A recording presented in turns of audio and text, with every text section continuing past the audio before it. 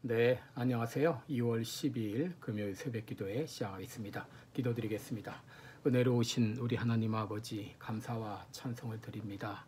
하나님께서 오늘도 또 사랑해 주셔서 또 귀한 은혜의 보좌로 우리들을 불러주신 거 감사합니다. 오늘도 주님과 소통하며 교제하며 하루를 시작합니다. 영광 받아주시고 성령님 우리의 갈 길을 우리의 삶을 인도하여 주시옵소서. 오늘도 주님 앞에 의탁하며 예수님의 이름으로 기도드리옵나이다. 아멘. 네, 찬송가 79장입니다. 주 하나님 지으신 모든 세계 79장. 예전 찬송가는 40장입니다.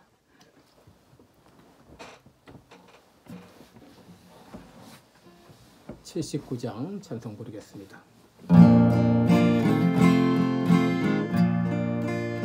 주 하나님 지으신 모든 세계 내 마음속에 그리어볼 때 하늘의 별 울려 퍼지는 외서 주님의 권능 우주에 찾네. 주님의 높고 위대하심은 내 영혼이 찬양하네.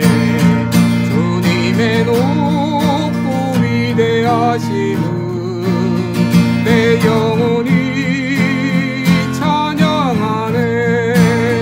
숲속이나 험한 산골짜기에서 지저 귀는 저 새소리들과 고요하게 흐르는 시냇물을 주님의 솜씨 노래하도다. 주님의 높고 위대하심은 내 영혼이 찬양하네. 주님의 높고 위대하심은 내 영혼이 찬양하네. 주 하나님 독생자 아낌없이 우리를 위해 보내주셨네. 십자가에 피 흘려 죽으신 주 내 모든 죄를 대속하셨네. 주님의 높고 위대하심은 내 영혼이 찬양하네. 주님의 높고 위대하심은 내 영혼이 찬양하네. 내 주 예수 세상에 다시 올 때 저 천국으로 날 인도하리. 나 겸손히 엎드려 경배하며 영원히 주를 찬양하리라. 주님의 높고 위대하심은 내 영혼이 찬양하네. 주님의 높고 위대하심은 내 영혼이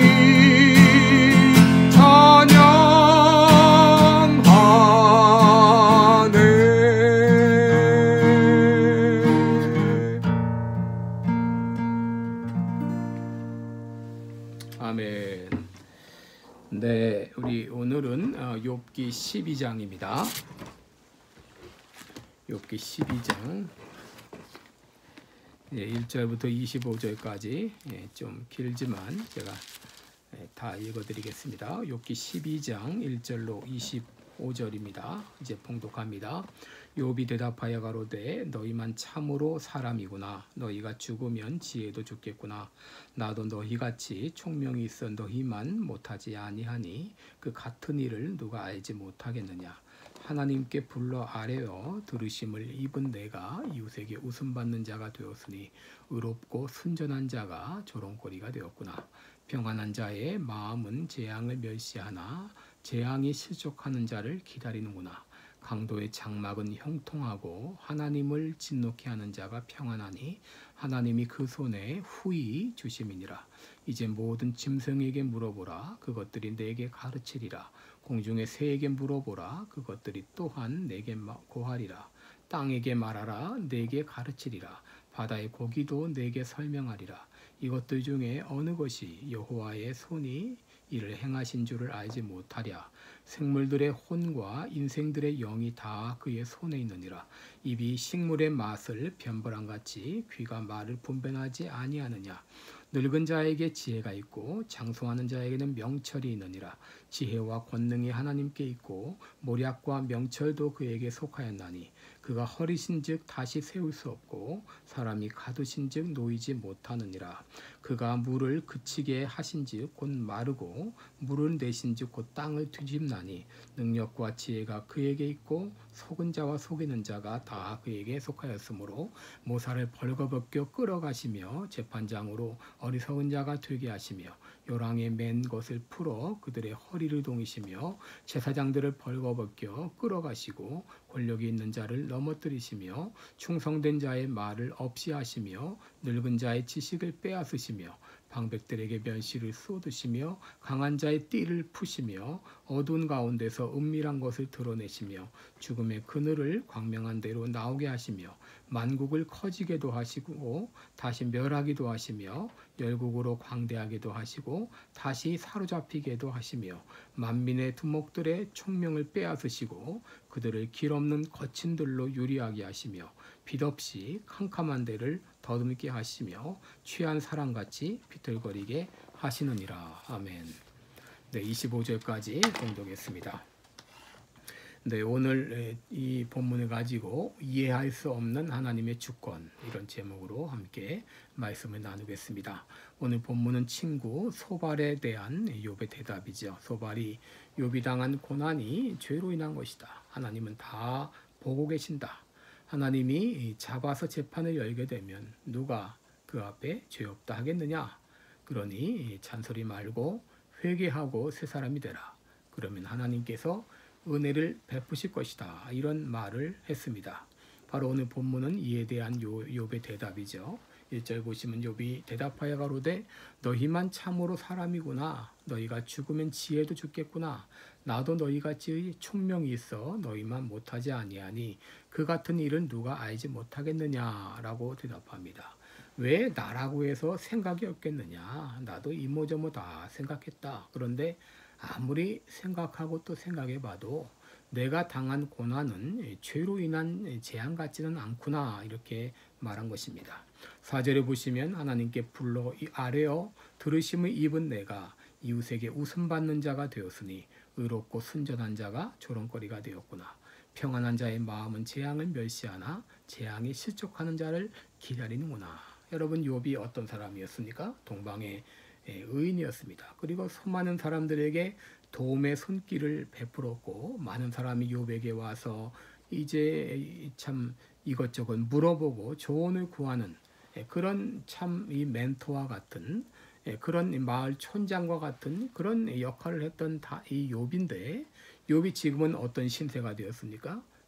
조롱받는 그런 신세가 되었다. 이 자신의 심정을 여기 호소하고 있습니다. 6절에 보시면 강도의 장막은 형통하고 하나님을 진노케 하는 자가 평안하니 하나님이 그 손에 후히 주심이니라. 여러분, 욥의 친구의 말대로 재난이, 이 재앙이 이 죄의 결과라고 이렇게 하게 되면, 그렇다면 강도의 장막이 형통하는 이유가 뭐냐? 그들이 평안한 이유가 뭐냐? 형통한 이유가 뭐냐?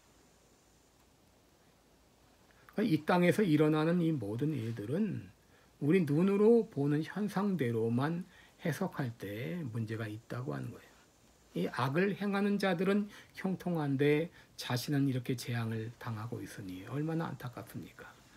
욥은 자신의 답답한 심정을 이제 7절 이하에서 다음과 같이 표현합니다.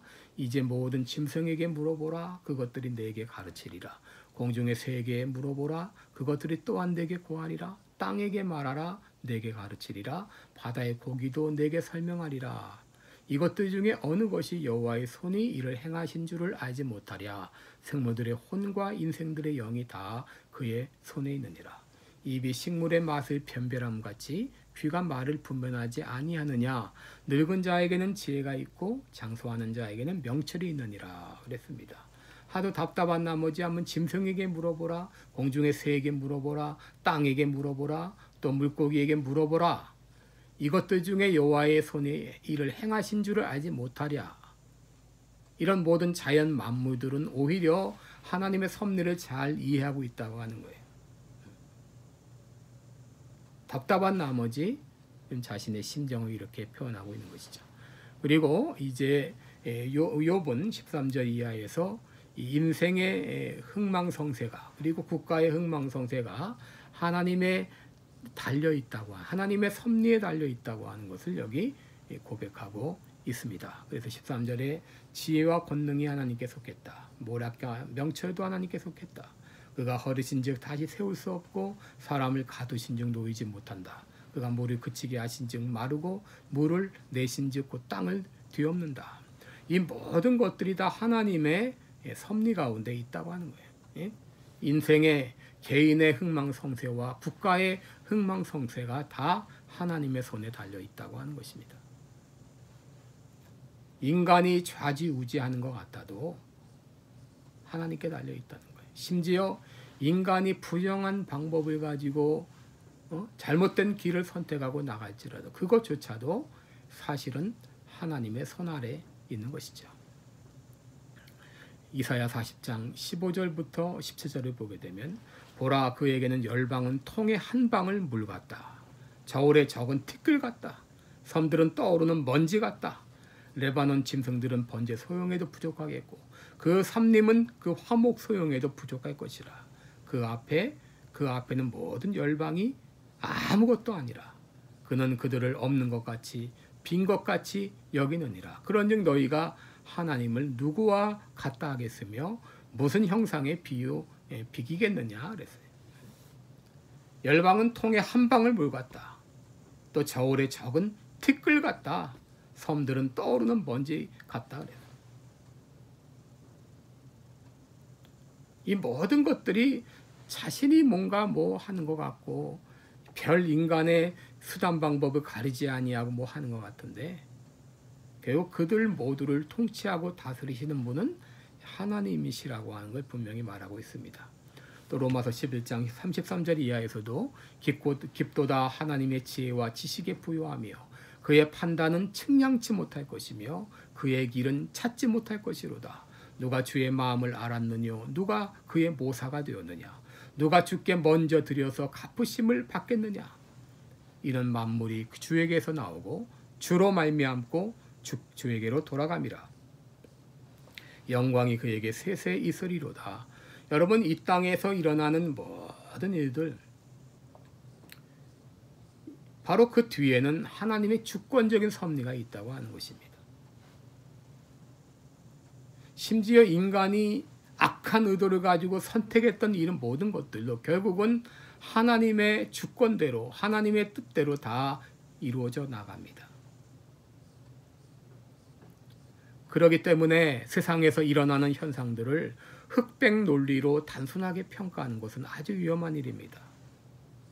우선 사람의 평가에는 잘못이 있을 수 있고 그리고 하나님이 하시는 일이 그렇게 간단하지 않습니다. 하나님의 행사는 인간의 이해 영역을 뛰어넘습니다.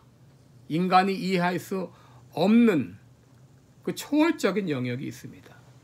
그렇기 때문에 인간이 눈에 보이는 대로 평가하다 보면 실수할 수가 있어요. 저도서 7장 14절을 보면 형통한 날에는 기뻐하고 곤고한 날에는 생각하라. 하나님이 이 두 가지를 병행하게 하사 사람으로 그 장래일을 능히 헤아려 알지 못하게 하셨다라고 말했어요. 하나님께서 인간에게 때로는 형통한 일을 허락하시고 때로는 곤고한 일을 허락하셨어요. 그래서 이 두 가지를 병행하심으로 사람으로 장래일은 능히 알지 못하게 했다. 만약에 사람이 장래일을 안다고 하게 되면 얼마나 기고만장할까요? 그런데 그렇게 하시지 않았습니다. 여러분, 우리가 세상 살면서 우리의 이해를 뛰어넘는 것이 얼마나 많습니까? 이해하지 못하는 일들이 한두 가지가 아닙니다. 하나님은 우리 인간의 이해를 초월해서 역사하시기 때문이죠. 그럼에도 우리가 놓치지 말아야 될 두 가지가 있어요. 첫째는 어떤 상황에서도 하나님은 여전히 나를 사랑하고 계신다. 여러분, 이 믿음만은 놓치지 마시기 바랍니다. 어떤 상황에도 어떤 것도 우리를 향하신 하나님의 사랑에서 우리를 끊을 수 없습니다. 둘째는 모든 세상 만사는 하나님의 주권 가운데 있다고 하는 거예요. 참새 두 마리가 하나사돈에 팔리는 것조차도 하나님이 허락하지 않으면 안 된다고 했는데, 하물며 우리 인간들이야, 하물며 이 모든 세상 만물들, 모든 세상 주권들, 이 모든 것들이 하나님의 주권 가운데 있음을 믿으시기 바랍니다. 기도하겠습니다. 은혜로우신 우리 아버지, 욥은 참으로 이해할 수 없는, 이해를 뛰어넘는 일을 당하고 너무나 고통스러운 나머지 안타깝게 하나님께 부르짖었습니다. 이 귀한 일들을 통해서 우리들은 하나님이 여전히 나를 사랑하고 계시는 것과 세상의 모든 일들이 하나님의 주권 가운데 이루어지고 있음을 믿습니다. 이 믿음만은 어떤 상황에서도 빼앗기지 않게 하여 주시옵소서. 오늘도 주님 앞에 의탁하며 예수님의 이름으로 기도드리옵나이다. 아멘. 여러분, 계속 기도해 주시고 오늘도 좋은 하루 되시기 바랍니다. 고맙습니다.